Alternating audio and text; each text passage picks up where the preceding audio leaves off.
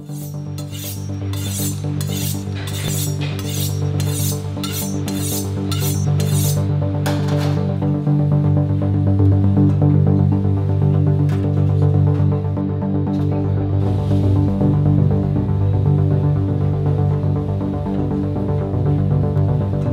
we do here is particularly process heavy. I'd rather get really good ingredients and not have to do too much to them, rather than spend hours turning potatoes or making fondants and things like that. The benefit of having a small place and doing a set menu means that that job is made a lot easier, because we only have to pick a few things at any one time that are at their absolute peak, and we can construct the menu around them.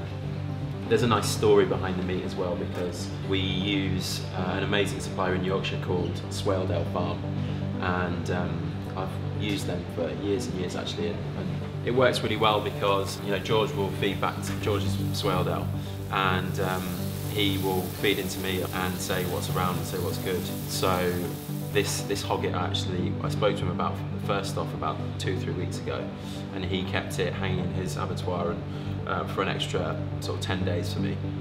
So it's got loads of flavour, but it's nice and tender from the hanging process.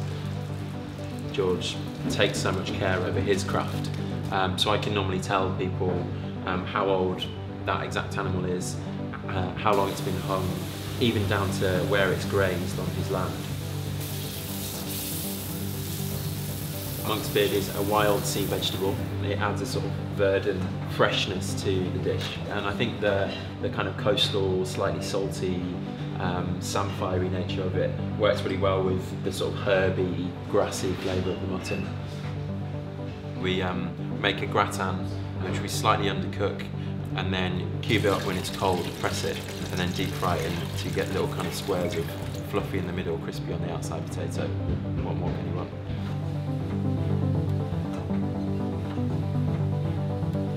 It's really important for us to have dishes that have a sense of familiarity about them.